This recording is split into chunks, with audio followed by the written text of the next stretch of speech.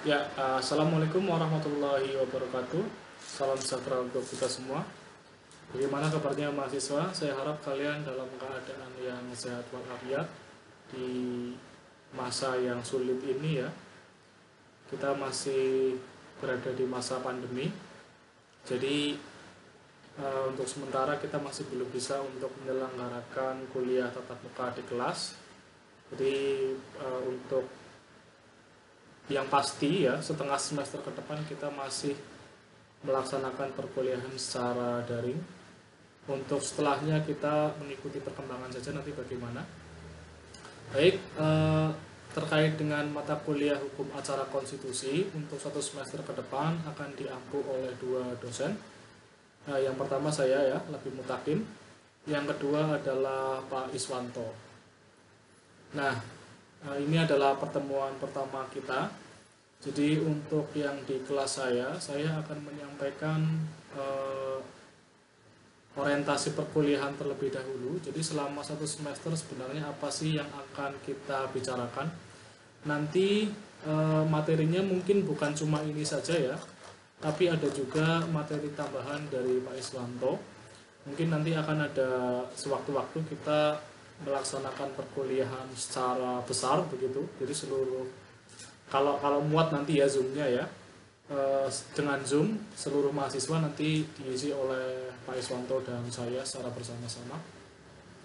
Tapi untuk di kelas saya akan menyampaikan beberapa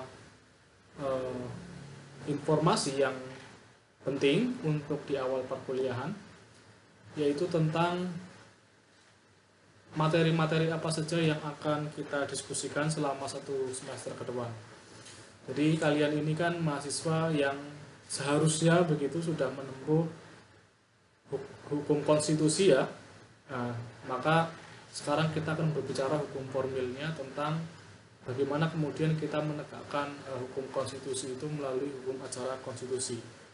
Saya yakin kalian sudah bisa membedakan apa itu hukum material dan apa itu hukum formil. Nah, hukum acara konstitusi ini adalah bagian dari hukum acara, berarti ini adalah hukum formil begitu. Nah, di sini saya akan menyampaikan materi dari minggu ke minggu. Nanti juga saya akan menyampaikan tugas apa saja yang harus kalian kerjakan untuk yang nantinya akan saya akumulasi menjadi nilai akhir ya di setelah ujian akhir semester nantinya. Baik, ini kita masuk di minggu pertama. Jadi sekarang ini kita di pertemuan pertama ya. Pokok bahasanya adalah Mahkamah Konstitusi dalam struktur ketatanegaraan di Indonesia. Subbahasanya yang pertama adalah sekarang ini ya, kita sedang melakukan orientasi perkuliahan, yaitu saya akan menyampaikan secara keseluruhan dalam 14 kali pertemuan itu kita akan membahas apa saja. Kemudian setelah ini, setelah saya menyampaikan rencana pembelajaran semester, saya akan memberikan materi tentang MK dalam sistem kekuasaan kehakiman di Indonesia. Ada juga kemudian tentang sejarah judicial review dan latar belakang pembubaran Mahkamah Konstitusi, latar belakang pembentukan Mahkamah Konstitusi di Indonesia. Ya. Jadi di minggu pertama ini, di pertemuan pertama kita akan membahas ini ya. Kemudian di minggu depan kita akan membahas kedudukan, fungsi, dan wewenang Mahkamah Konstitusi. Di selanjutnya kita akan membahas sumber-sumber hukum acara Mahkamah Konstitusi.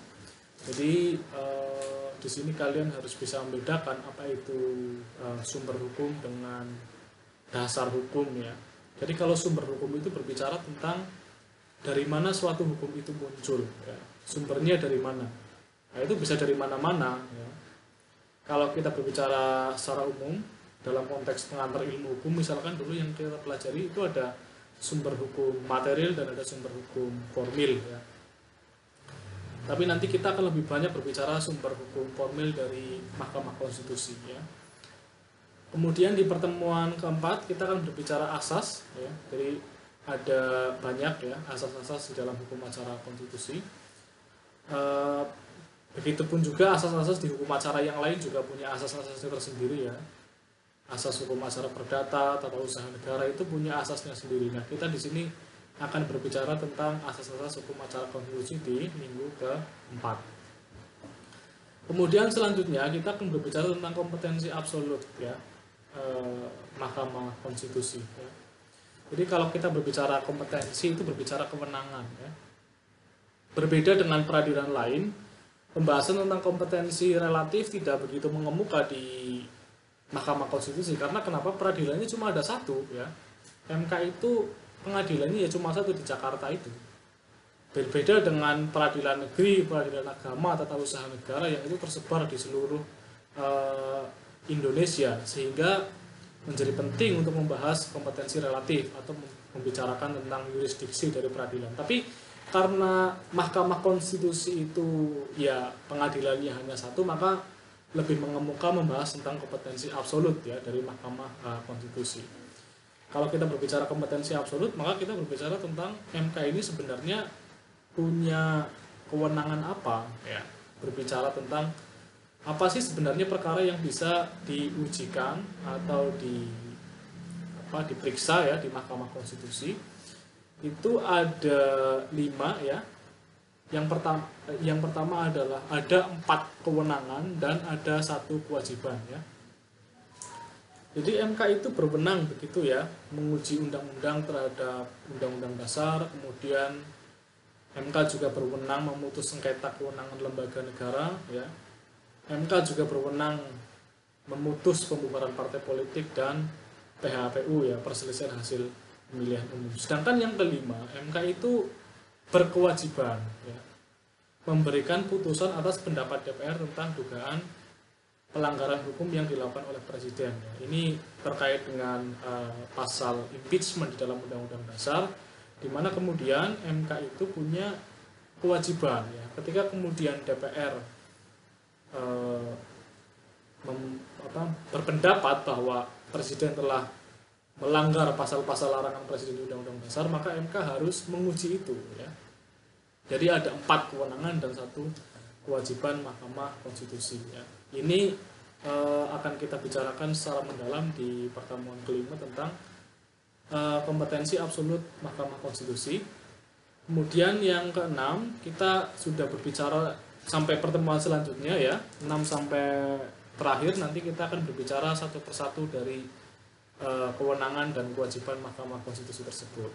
Di pertemuan ke-6 kita akan berbicara hukum acara pengujian undang-undang ya. Jadi kita ngomongnya hukum acara nih ya. Jadi tata cara bersidang di Mahkamah Konstitusi dalam hal judicial review ya, atau pengujian undang-undang terhadap undang-undang dasar ya. Ini subbabnya ada banyak ya, 1, 2, 3, 4 sampai 6. Nah kemudian ini tugas 1 nih. Di pertemuan 6 ini akan ada tugas ya, bagi kalian untuk menyusun permohonan perkara pengujian undang-undang ya.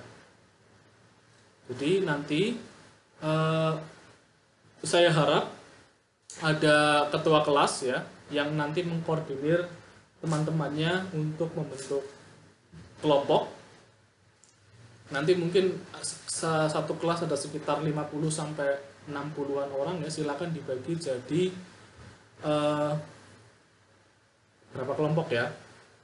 Nah, nanti untuk berapa kelompoknya itu akan saya informasikan lebih lanjut di psikologi ya, nanti di kolom diskusi nanti akan saya berikan ketentuan-ketentuannya begitu. Tapi yang jelas semua kelompok itu punya tugas yang sama, jadi tidak berbeda, yaitu menyusun permohonan perkara pengujian undang-undang.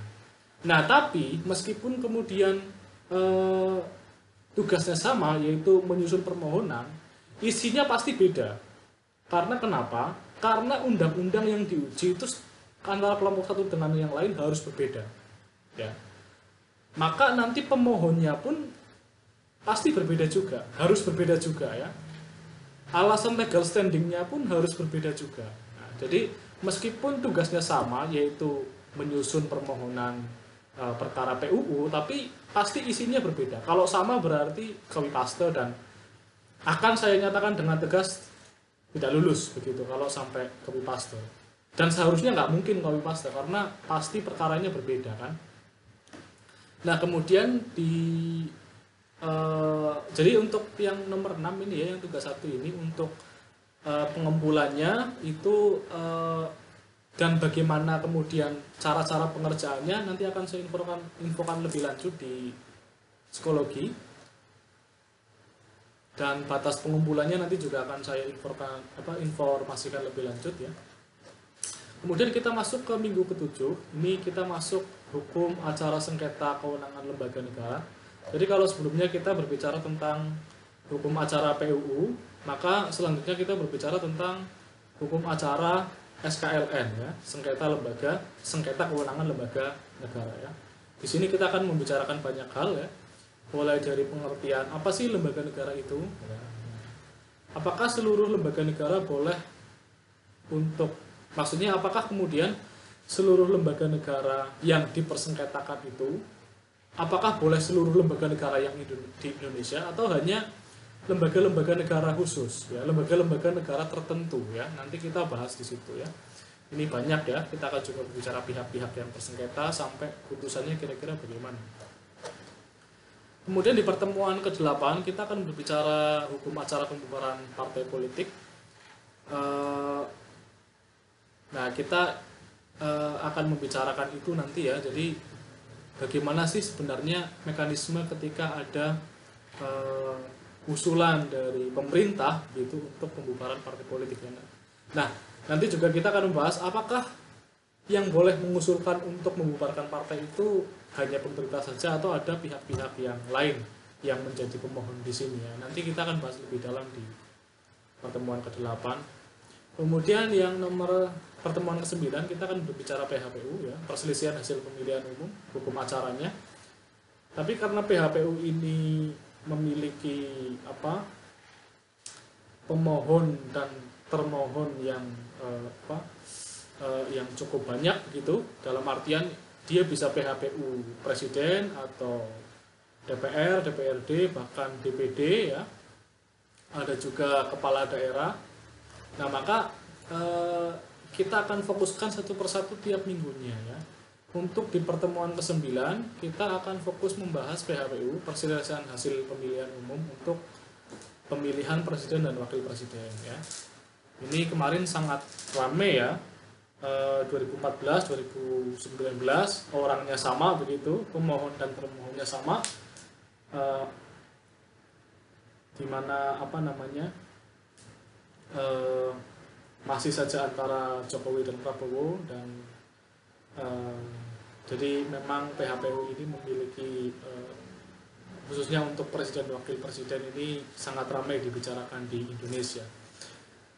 Kemudian yang pertemuan ke-10 kita akan berbicara PHPU khusus untuk ini ya, pilkada ya, DPR, masih pemilu ya, DPR, DPRD, dan baik itu DPRD provinsi maupun kabupaten kota ya.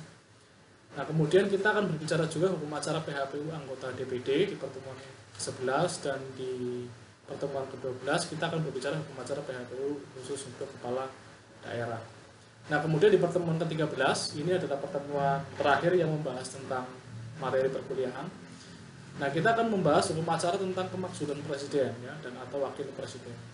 Jadi ketika kemudian DPR memiliki pendapat bahwa presiden melakukan pelanggaran undang-undang dasar, dan menurut DPR presiden pantas untuk di-impeach, maka sebelum diputuskan ya apakah presiden ini akan di-impeach atau tidak di MPR, terlebih dahulu harus diuji dulu di Mahkamah Konstitusi ya, dan itu ada hukum acaranya ya.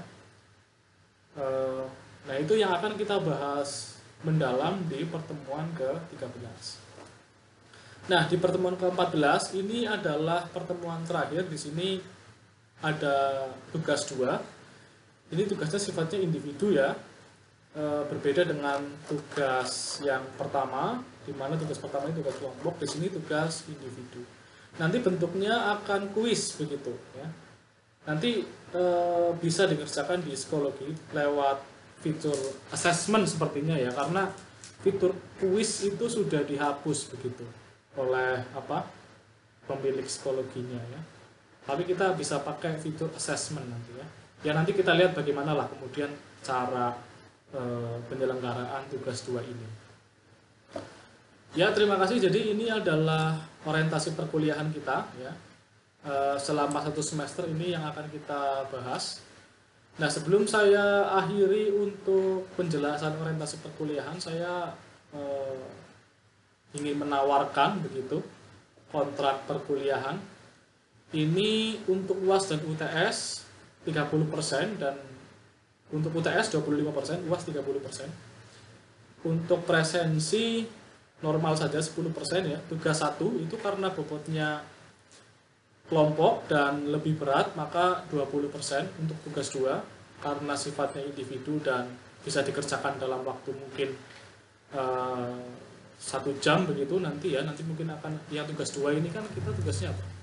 Tugas kuis ya, nanti mungkin akan ada sekitar 30-35 soal multiple choice. Nah, itu bisa dikerjakan dalam waktu 1 jam, makanya bobot nilainya pun tidak terlalu besar, hanya 15%. Jadi ini adalah kontrak belajar kita, ini kriteria penilaian ya. Saya kira ini sudah cukup fair ya bagi kita semua. Ya baik, jadi ini adalah rencana pembelajaran semester kita selama 1 semester ke depan. Tapi materi-materi ini mungkin nanti akan ada modifikasi begitu ketika nanti ada materi tambahan dari Pak Iswanto begitu, karena sebenarnya pengampu utama mata kuliah ini adalah Pak Iswanto. Baik, itu saja dari saya. Nanti setelah ini akan saya lanjutkan tentang Mahkamah Konstitusi dalam struktur ketatanegaraan di Indonesia.